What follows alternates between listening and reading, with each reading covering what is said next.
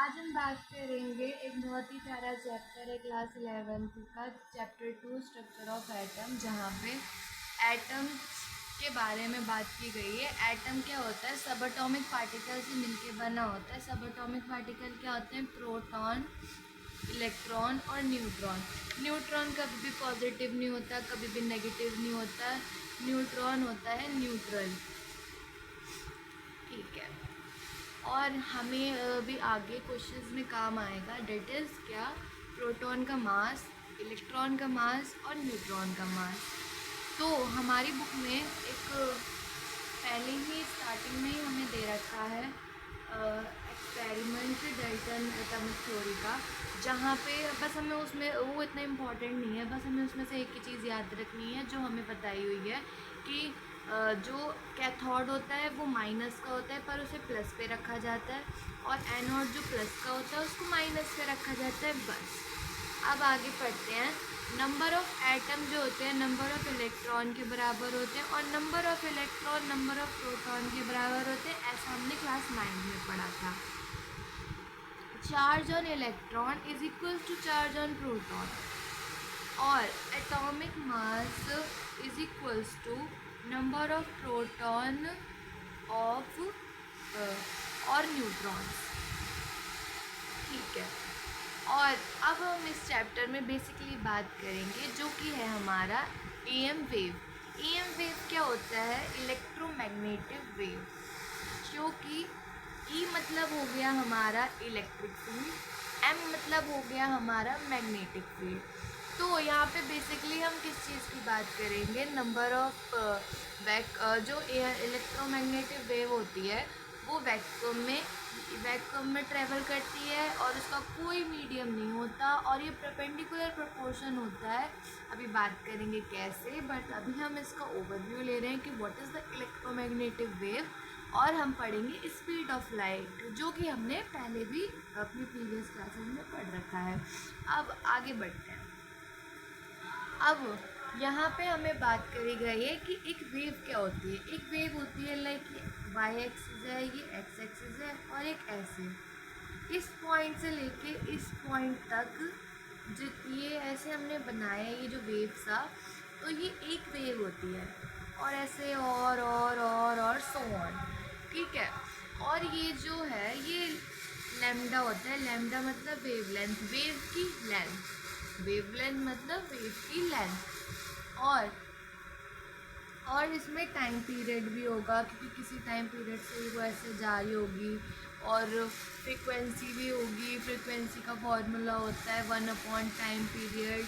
और यहाँ पे जैसे कि हमें स्पेक्ट्रम दे रखा है हमारी बुक के अंदर, एक स्पेक्ट्रम दे रखा है, विजिबल स्पेक्ट्रम। इसके अंदर हमें दे रखा है रेडिएशंस दे रखी हैं। That is not important, but we have to just देख लेना ऐसे कि उसमें एक्चुअली हो क्या रहा है बेसिकली, क्योंकि उसमें से एक आएगा एब्जॉर्प्शन और एमिशन वाला टॉपिक। मैं दिखा देती हूँ एब्जॉर्प्शन और एमिशन वाला टॉपिक ये आएगा, एब्जॉर्प्शन और एमिशन वाला टॉपिक। सो ये बस याद रखना है कि हमने अगर ये सरफेस को चेंज कर दिया तो जो कलर्स होंगे स्पेक्ट्रा कैसा दिखाएगा, बस और कुछ नहीं।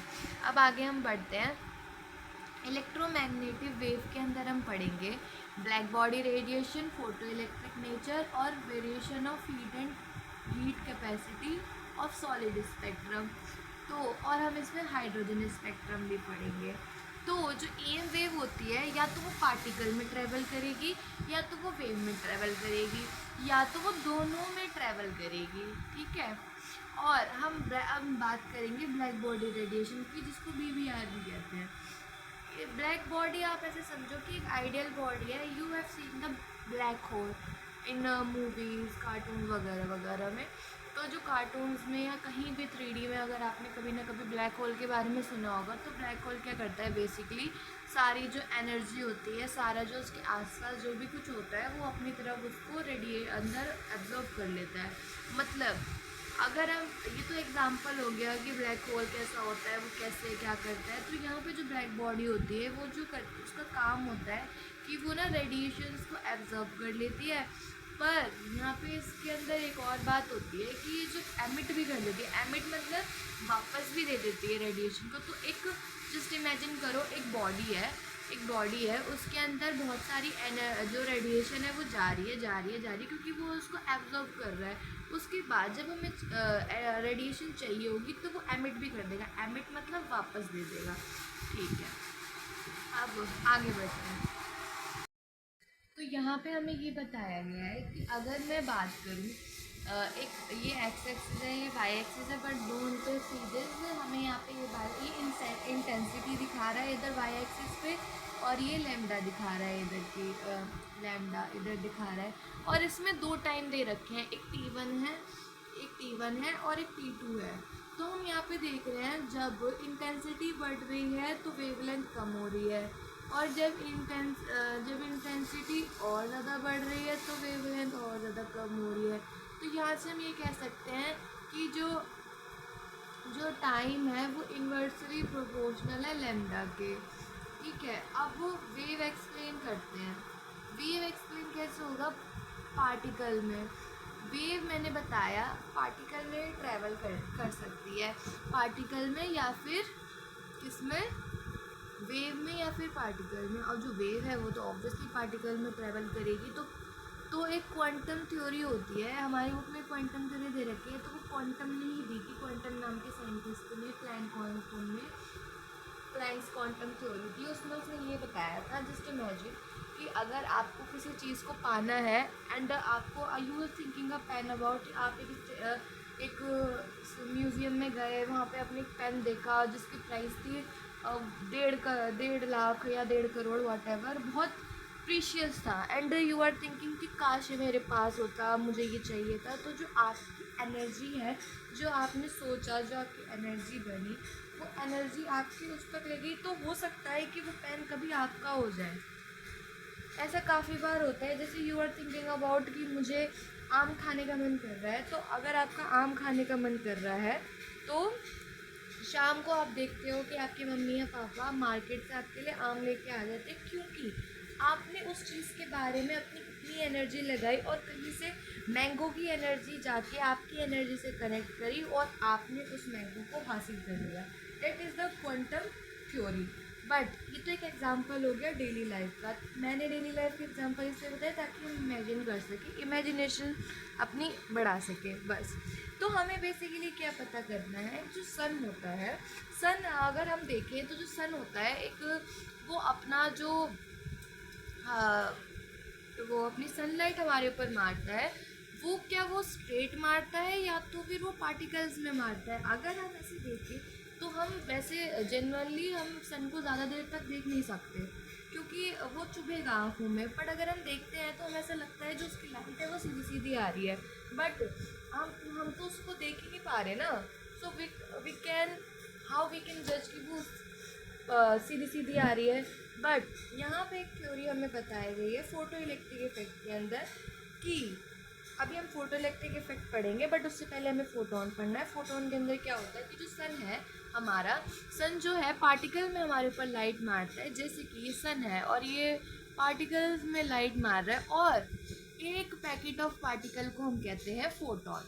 ठीक है, और यहाँ पे इस केस के अंदर जब हमें फोटोन निकालना होगा, एनर्जी ऑफ फोटोन निकालनी होगी, तो हम निकालते हैं H/V करके, H/न्यू, H फ्रीक्वेंसी। ये न्यू होता है, इसको फ्रीक्वेंसी कहते हैं। H मतलब प्लैंक कांस्टेंट, हमारी बुक में एक प्लैंक कांस्टेंट दिया हुआ है, ये हर जगह यूज़ होगा लाइक न्यूमेरिकल्स के अंदर। आगे बढ़ते हैं। फोटो इलेक्ट्रिक इफेक्ट में बेसिकली क्या हुआ था, जो हमारे क्वांटम जी थे उन्होंने एक एक्सपेरिमेंट किया था। H hertz perform a interesting experiment in which electron or electric current were ejected when certain metals, for example potassium, rubidium, calcium etc. ये तो NCERT है, थोड़ा सा घूम गया होगा, इट्स ओके। अब हम बात करते हैं कि what is the photo electric effect. तो इसमें क्या हुआ था कि एक ना वो बनाया था, जैसे इलेक्ट्रिक का सर्किट बनाते हैं ना, ऐसे हमने यहाँ पे ना एक ट्रांसमिशन बनाया था, जहाँ पे यहाँ पे एमीटर लगाया था जिसके ऊपर रीडिंग आती है कि करंट या कुछ भी पास हो रहा है कि नहीं हो रहा, और यहाँ पे बैटरी लगाई थी। बैटरी लगाई थी यहाँ पे।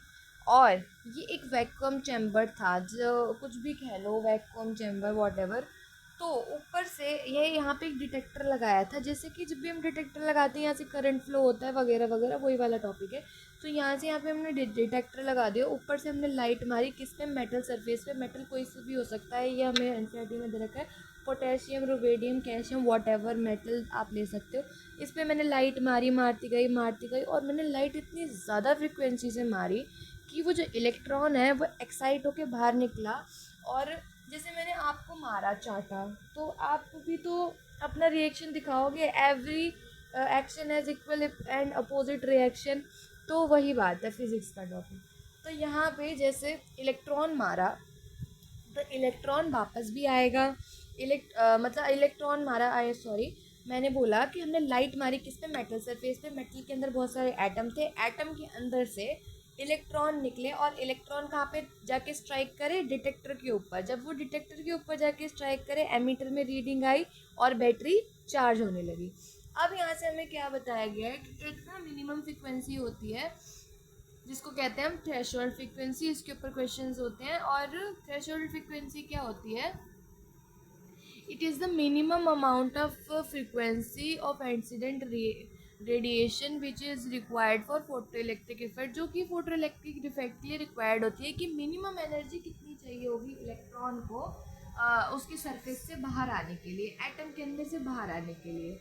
ठीक है, बोहर मॉडल्स के बारे में हम पढ़ेंगे। बोहर मॉडल में क्या था कि हमें बताया गया था रदरफोर्ड के मॉडल में। रदरफोर्ड ने ये बताया कि एक एटम होता है, उसके अंदर इलेक्ट्रॉन्स होते हैं और प्रोटॉन्स होते हैं, सब बताया उसने। उसने ये बताया कि इलेक्ट्रॉन जो है वो घूमते घूमते सीधा जाके न्यूक्लियस के अंदर गिर जाता है। क्योंकि नहीं, उसने नहीं बताया, लोगों ने बोला कि अगर इलेक्ट्रॉन किसी एनर्जी से घूम रहा है तो एक टाइम पे उसकी एनर्जी खत्म हो जाएगी और वो जाके न्यूक्लियस में गिर जाएगा। बट ऐसा कुछ भी नहीं होता। ये किसने बताया? बोहर के मॉडल ने। उसने बताया ना ही वो कोई रेडिएशन कर रहा है, ना ही कोई एनर्जी रेडिएट कर रहा है। तो उसने इसको मतलब गलत साबित कर दिया। उसने बोला ऐसा कुछ है ही नहीं। तो फिर उसके कुछ पोस्टुलेट्स आए बोहर एटॉमिक मॉडल के। Atom consist small heavy and positively charged nucleus in the center and electron revolve around the nucleus in fixed path called orbit। इसने एक मॉडल के द्वारा ये बताया कि एटम जो होता है वो एक बीच में पॉजिटिव न्यूक्लियस को मतलब उसके पास होता है, कंसिस्ट करता है एक न्यूक्लियस को बीच में सेंटर में, जो कि पॉजिटिवली चार्ज होता है, which is proton. And proton और न्यूट्रॉन तो न्यूट्रल होता है, बीच में प्रोटॉन्स होता है, तो इसलिए वो पॉजिटिव न्यूक्लियस होता है। उसके बाद जो इलेक्ट्रॉन होता है वो घूमता रहता है ऑर्बिट के अंदर। जो वो होता है वो इलेक्ट्रॉन जो ऑर्बिट में घूमता है, तो उसको कहते हैं फिक्स्ड पाथ में वो घूम रहा है, जिसको कहते हैं ऑर्बिटल। ऑर्बिटल में हमारा इलेक्ट्रॉन घूम रहा है क्योंकि वो पागल है। ठीक है, आगे पढ़ेंगे एजीमुथल क्वांटम नंबर के बारे में। एजीमुथल क्वांटम नंबर क्या है? It represents subshell present inside cell. मतलब सबशेल के सबशेल ये रिप्रेजेंट करता है सबशेल जो शेल के अंदर प्रेजेंट होता है। शेल्स क्या होते हैं? KLMN हमने पढ़ा था कि 4 शेल्स होते हैं, एक में 2 होता है, एक में 8 होता है, एक में वैसे समथिंग समथिंग हम भर देते हैं उसके अंदर इलेक्ट्रॉन। तो the number of subshell in a shell is equals to number of subshell in a shell is equals to shell number। ये कैसे निकालते हैं? L is equals to n-1। ठीक है, अब यहाँ पे अगर हम बात करें के शेल के पास एक सबशेल है, तो इसके अंदर जो होगा 1s और subshell L is equals to 0s।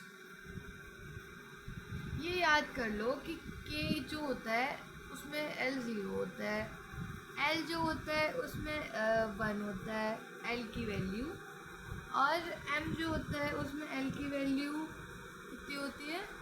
2 होती है। और जो